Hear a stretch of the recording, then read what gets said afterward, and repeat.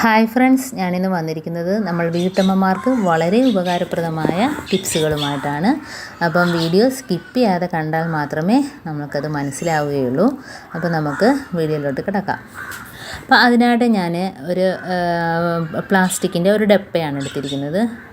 അപ്പോൾ അതിനകത്ത് നമുക്ക് കുറച്ച് ഡിഷ് വാഷ് ഒഴിച്ചു കൊടുക്കാം. അപ്പോൾ കുറച്ച് ഡിഷ് വാഷ് ഒഴിച്ചു കൊടുത്തിട്ടുണ്ട്. പിന്നെ നമുക്ക് 1 ടീസ്പൂൺ അളവിൽ ബേക്കിംഗ് പൗഡർ ഇട്ട് കൊടുക്കാം. പിന്നെ നമുക്ക് വേണ്ടത് വിനാഗിരിയാണ്.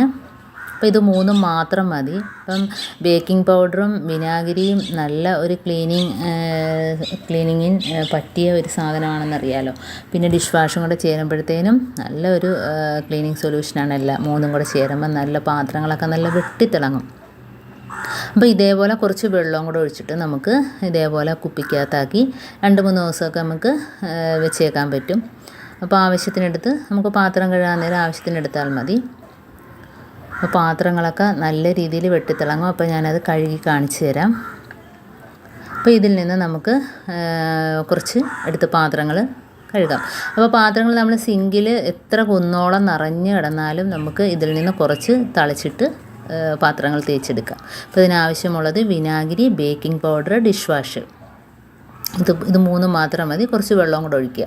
ഇപ്പോൾ നമ്മുടെ പാത്രത്തിനകത്തുള്ള വേസ്റ്റ് എല്ലാം എടുത്ത് കളഞ്ഞതിന് ശേഷം ഇതേപോലെ സിങ്ക് നിറഞ്ഞ് കിടക്കുകയാണെങ്കിൽ നമുക്ക് ഇതിൽ നിന്നും കുറച്ച് അങ്ങോട്ട് ഒഴിച്ചു കൊടുക്കാം.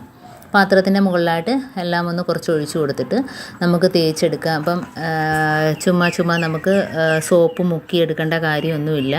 ഇപ്പോൾ കുട്ടികൾക്കാണേലും ഇത് വളരെ എളുപ്പത്തിൽ തന്നെ കഴുകിയെടുക്കാൻ പറ്റും. കാരണം തേച്ച് ഒരച്ച് നിൽക്കേണ്ട കാര്യമില്ല. ഇത് 3 കൂടെ ചേരുമ്പോഴത്തേനും പാത്രങ്ങളൊക്കെ നല്ല രീതിയിൽ വെട്ടിത്തിളങ്ങും. അപ്പോൾ നമുക്ക് സമയം കളയാതെ തന്നെ പാത്രങ്ങളൊക്കെ പെട്ടെന്ന് തേച്ച് കഴുകിയെടുക്കാം. പ്രത്യേകിച്ച് ജോലിക്കൊക്കെ പോകുന്നവർക്കൊക്കെ ആ പാത്രങ്ങൾ ഇതേപോലെ ഒരുപാട് കൂടിക്കിടക്കുമ്പോൾ മടിയായിരിക്കും. അപ്പോൾ ഇതേപോലെ വാരിയിട്ടതിന് ശേഷം പിന്നെ മറ്റേ ഡിഷ് വാഷ് നമ്മൾ റെഡിയാക്കി വെച്ച് ഡിഷ് വാഷ് ഒഴിച്ചു കൊടുത്തിട്ട് ഇതേപോലെ ഒന്ന് തേച്ചെടുത്താൽ മതി. ഇപ്പോൾ എത്ര പാത്രങ്ങളുണ്ടെങ്കിലും നമുക്കൊരു മടിയും കൂടാതെ കഴുകിയെടുക്കുകയും ചെയ്യാം. അതേപോലെ തന്നെ കുട്ടികളാണെങ്കിലും ഇതേപോലെ ഒന്ന് തേച്ച് കഴുകി പെട്ടെന്ന് അങ്ങ് എടുത്തോളും. ഇപ്പോൾ കലം മുതൽ നമ്മൾ ചായ കുടിക്കുന്ന ഗ്ലാസ്, ചോറ് വെക്കുന്ന കലം മുതൽ ചായ കുടിക്കുന്ന ഗ്ലാസ് വരെയും അതിനകത്തുണ്ട്. അപ്പോൾ പ്രത്യേകിച്ച് ഈ സ്റ്റീലിൻ്റെ പാത്രങ്ങളൊക്കെ ആകുമ്പോഴത്തേനും നല്ല രീതിയിൽ വെട്ടിത്തിളങ്ങുന്നുണ്ടോ. അപ്പോൾ ഇതേപോലെ ആയിരിക്കും കുപ്പി പ്ലേറ്റും എല്ലാം നല്ല രീതിയിൽ ക്ലീനായി കിട്ടുകയും ചെയ്യും. അപ്പോൾ വളരെ എളുപ്പത്തിൽ ഇതേപോലെ തേച്ച് കഴുകിയെടുക്കാവുന്നതേ ഉള്ളൂ. ഇപ്പോൾ നമുക്ക് പാത്രങ്ങൾ എത്ര കൂടി കിടന്നാലും നമുക്ക് ഒരു ബുദ്ധിമുട്ട് തോന്നത്തില്ല.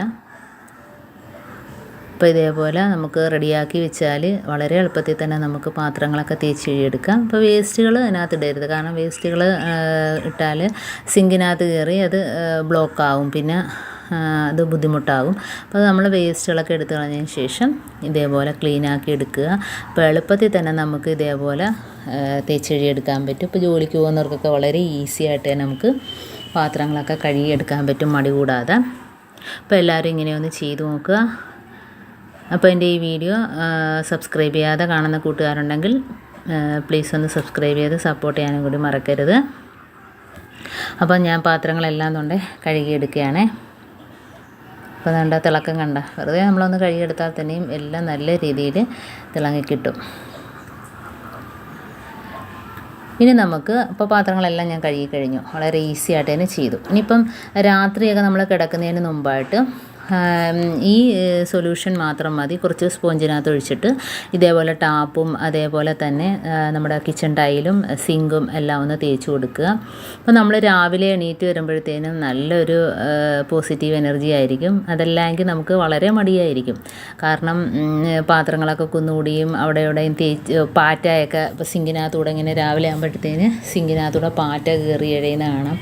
അപ്പോൾ ഇതൊന്നും ഇല്ലാതിരിക്കണമെങ്കിൽ നമ്മൾ പാത്രങ്ങളെല്ലാം കഴുകി വെച്ചതിന് ശേഷം രാത്രി ആകുമ്പോഴത്തേനും ഇതേപോലെ നമുക്കത് വെച്ച് തന്നെ ടൈലും ടാപ്പുകളൊക്കെ ഒന്ന് തേച്ച് കഴുകിയിട്ട് ഒന്ന് നമ്മുടെ കയ്യിലിരിക്കുന്ന ഏതെങ്കിലും ഒരു ടവൽ വെച്ചൊന്ന് തുടച്ചെടുക്കുക.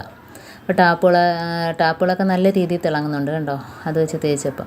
അപ്പോൾ അതിന് ശേഷം ഇതേപോലെ വളരെ ഉരച്ച് തേച്ച് സമയം കളയേണ്ട ഒന്നും കാര്യമില്ല. അപ്പോൾ ഇതേപോലെ ഒന്ന് വൃത്തിയാക്കി തുടച്ചെടുത്തതിന് ശേഷം നമുക്ക്